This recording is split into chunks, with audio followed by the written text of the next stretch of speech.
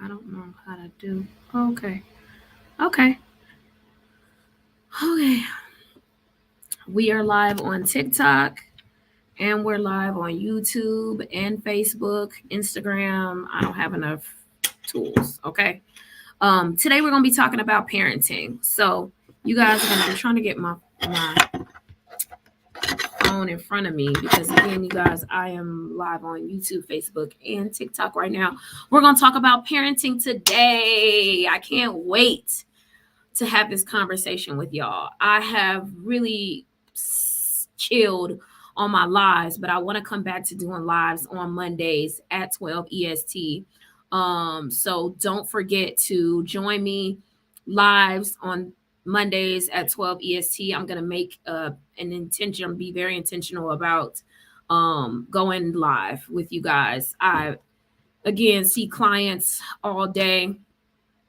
I just got out of some sessions from this morning, and I have a bunch of sessions this evening. I also teach master's level courses in the evenings on Monday. So it's a long day for me. It is a very, very long day for me. But as y'all come in, hit the like button, share the broadcast, invite some friends. We're going to get into talking about parenting. So one of the things that I really love working with clients on, specifically parents, are parenting. How often have you guys seen your parents struggle, or parents yourself and struggle or struggled, and you really wished or wanted somebody to give you some kind of direction? But unfortunately, parenting doesn't always come with direction, right? We have to do our best with the skills that we have, and that doesn't necessarily lend to us being able to be the parents that we foresaw ourselves to be. Unfortunately, what happens sometimes is we become our parents, and most times unintentionally. And not that our parents always did a poor job, right? But we've always been in the. How many of us have been in a space where you say to yourself, dang, I don't want to do this like my parent, or dang, I hated that my parent did this. I'm going to do something different. What does typically happen is, hey, you guys, come as you come in, please please share the broadcast. We're going to get into it today. I want to do as much as I can today. How many times, and y'all, your girl is hungry, so I'm gonna be eating some blackberries. Forgive me. I ate my lunch for breakfast, and now I'm kicking myself in the foot because that was not a smart idea. Because I'm starving, like Marvin. And these blackberries are fire. Blackberries are fire. So, again, as we become parents and we're trying to navigate the parenting space, we don't always know the rules, right? So, the topic of today is trusting yourself as a parent, which is a really hard thing to do because let's be clear, most of the time we don't trust ourselves as parents because we don't know what we're doing. We are literally going flying by the seat of our pants or going off what feels natural to us. So trust. How do we trust ourselves more as a parent? That's really hard because we're talking about skills. Have you noticed as a person when you feel more confident about something, you have more trust in your ability to do it, right? And with parenting, because we lack confidence most of the time, we just go into it again, flying by the seat of our pants. We don't really trust ourselves. That also becomes apparent in the way that we manage our relationships with our children. Because we don't trust us, we don't trust them either. And kids, what we can trust is they're going to be themselves. Kids haven't learned enough yet to be something or someone else. They learn that BS from us and from being at school and daycare, etc. But they are confident in who they are because that's all they know to be. They don't know how to be anything else just yet. We are the ones that traditionally struggle with trust because we don't know what the hell we're doing, and we're scared we're going to mess up, and we're scared we're going to mess them up. So we just jump in and out of these spaces of like, who am I? What do I offer? What can I give my kid? My kid is doing something I don't understand. They're being untrustworthy, but no, they're not being not trustworthy. They're being themselves. Kids, what you can count on, they're going to do their damn job. right? Kids are going to do their job. They're going to lie. They're going to sneak stuff. They're going to like push the boundaries and the limits. They're going to test you and see how firm you are on being who you said you were going to be as a parent and as a person. You can trust that. Kids are going to they are going to stress the spaces in where you feel the least confident. They're going to stress the spaces where you don't feel confident enough about your ability. They're going to stress and press on your insecurities. Kids do that naturally. It's not intentional, y'all. They're kids, right? Have you ever noticed that sometimes your kids are the best and worst parts of yourself? So it can't be intentional, right? For them, it's just a natural process of growing and learning. And we are responsible for helping navigate that with them and not influencing or making them responsible for our baggage and our BS, which most of the time we do because we're unaware of our baggage. We're unaware of what we bring to the table. We like to blame them for our shortcomings when it's not their fault. Kids are doing their freaking job, right? I have a 5-year-old, I have a 16-year-old. They do their job. Have they pushed my husband and I to the limits? 100%. Have they really stressed and challenged us? Yes. But they're doing their job. How am I to be upset that my kids are doing their job? They're being kids, right? It's my husband and I's responsibility of helping them learn differently. And it also requires us to consistently learn and do things different, which can be really hard, right? The other part to this is so for a long time, you guys, I worked with children, majority children. I worked 5 years. I worked in the field, which essentially means like when I would go out to people's homes and provide counseling. Y'all, at the time, I thought it was like cool. But it was exhausting. I was riding around all day long, seeing at least 5 to 8 people a day, going to their schools, going to their homes, going to grandma's house.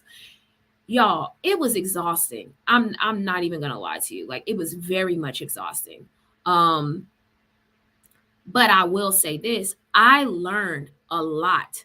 I was working with people in their environment. I was showing up to my kids' schools. So I was able to talk. Listen, if there was like, if there was ever the most involved parent, that's essentially a lot of times the role I kind of play with my kids. I would have parent teacher conferences. I'm talking to the principal. I'm talking to the teacher they're struggling with. Sometimes I showed up to like just watch them in school and see their behavior. I would sit and do sessions in school. I would go meet, their parents and we would do parenting sessions. I learned a lot about parenting through doing that job as a therapist. It really put it in perspective. And the one thing that I took away is parenting is really hard, you guys. A lot of the times, the behavior that I saw in my kids was a result of the suffering of the parents. It wasn't necessarily because of the suffering of the kids. They didn't really have anything to suffer from other than their parents. Like, I hope that you guys hear me and it makes sense to you. A lot of kids didn't have any struggles other than with their freaking parents, right? Their parents were so unhealthy and suffering so much that it created nuances of suffering and trauma for their children, right? I cannot stress that enough. How many parents struggle and as a result, their kids struggle? I hate when I hear the comment about bad kids. Kids are not bad. They are a result of their environment and the energy and people that teach them. Right? Kids aren't bad. Do some have some internal things that they struggle with? Absolutely. I'm not going to take that away. But most of the time, kids are a result of what they see and they hear and they experience. If you tell me as a kid that I'm bad all the time, I'm going to show you. You're right. You just gave me permission to do whatever I wanted to do. That's what you did. You reinforcing the fact that you think that I'm bad kind of gave me permission to do whatever I want to do. And it's not going to change what you think about me. You already think I'm bad. Right? I had a kid one time threaten to throw poop on me. Threaten to throw poop on me. Now, in this moment, I started rethinking everything. First of all, why did you think it was okay to threaten to throw poop on me? Physical shit. Why did you think that was okay? Now, in the midst of them doing that, mom and grandma are laughing. They laughing. They think it's funny. I don't think it's funny. I worked in a prison. I've seen some things. I don't think that's funny. I've seen people throw poop and pee, and I don't think that's funny. But okay. You think it's funny for them to tell a stranger, essentially, their therapist, their counselor, that they're going to throw poop on them. I don't think that's funny. So the kid keeps threatening me. So I said, if you throw poop on me, I'm going to throw poop on you. And it was that simple. Then everybody got quiet. Why everybody quiet now? See, everybody thought it was funny when the kid was going to throw poop on me. But nobody thought it was funny when I said I was going to defend myself and do the same thing, right? Because I'm an adult. Okay, cool. Let's follow this all the way through. At this point, I had a plan. So nobody's laughing now. Nobody thinks it's funny. I said, you know what? Since I don't, I'm not going to be treated this way, I'm not going to work with you today. I'll work with your sibling. We're going to sit down and we're going to have us a good old time. And I don't care if you're upset. The way that you're behaving is not appropriate. It was hurtful to me. And I don't reward things or people who are hurtful to me. So I'm going to play with your sibling. We're going to have us a good old time. Okay? Cool. We sit down and we play. Oh, they're pissed. Kid is pissed. Nobody's really saying anything. It's fine. What else? I'm having a good time, right? I'm having a good old time. We playing Connect 4. We playing games. We having a good time. That's that on that. I then proceed to start talking to the parent, like, why do they think this is okay? Have they done this before? Of course they've done it before. If you're laughing now and you thought it was funny now, you must have thought it was funny then too. They feel empowered to do this because they were taught that it was okay. You ain't gonna tell me that a young kid thinks it's okay to throw poop on someone unless it's been tolerated, encouraged before, right? You can't make me believe it. Anyway, later on in that session, kid finally comes around. I said, well, when you're ready to apologize and you're ready to be respectful, as in you're not going to throw things on me, you're going to call me by my name, you're not going to cuss at me, you're going to sit here and be respectful, then we won't interact. Maybe 20, 30 minutes go by. Kid comes around. I'm sorry. I didn't mean it. I'm not going to do that to you. And we had to process why that wasn't okay, why you don't threaten to throw poop on people, that whole thing. And I explained my reasoning for saying what I said to him. After that, no problems. I didn't have no problems after that, you guys. The thing is when kids press your boundaries, you have to make them clear that it's a no-go for you. And you have to be willing to withstand their tantrums and their frustration. They are trying to navigate what's happening just like you are. Right? But this is about trust. Trust the process.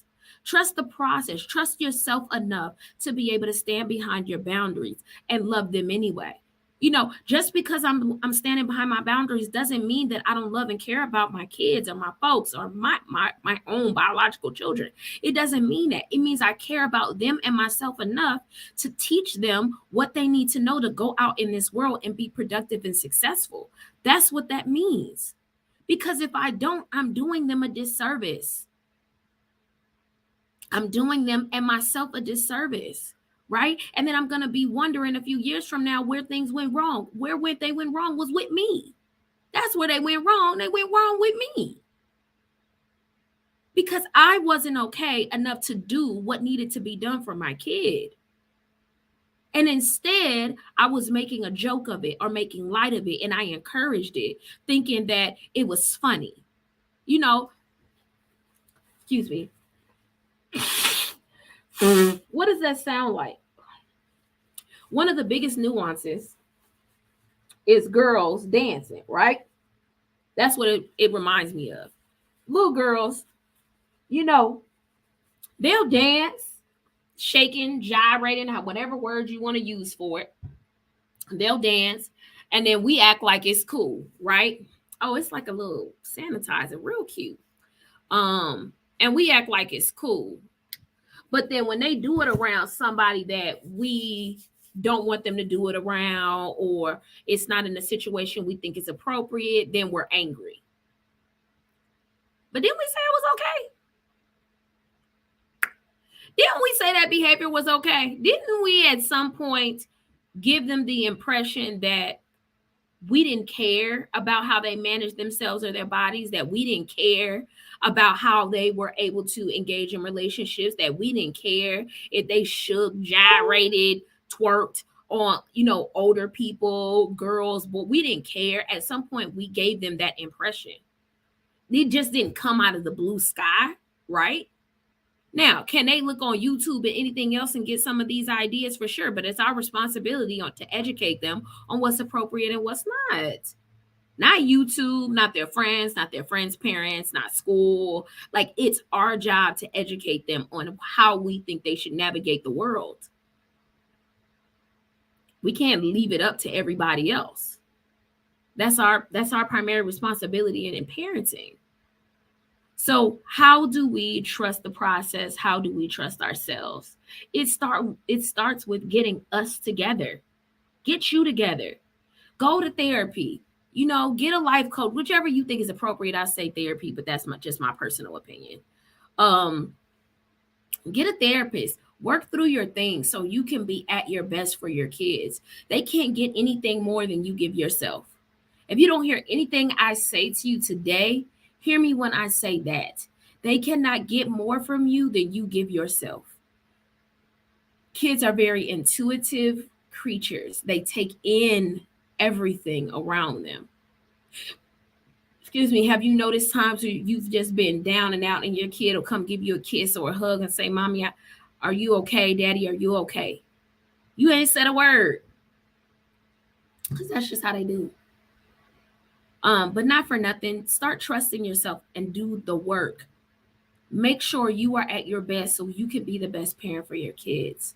It's not the other way around. They can be the best, most behaved kids in the world. That's not going to make you better. That's not going to make you suffer less as a parent. It's not going to make you any more effective and healthy for them. It's really not. You have to do the work. You have to. That's not something you can get around. If you want better for you and your kids, trust the process, trust yourself. Ooh, blackberries were so good. Well, I love hanging out with y'all today. Come hang out next Monday. Share this, like, subscribe. If you're not subscribed to my TikTok, make sure that you do. If you're not subscribed to my YouTube page, it is at the Barefoot Therapist on YouTube, on Facebook, at the Barefoot Therapist, at the Mahogany Project. I would love to see your comments. Again, like, share, subscribe. I appreciate y'all. I'm out of here. Bye.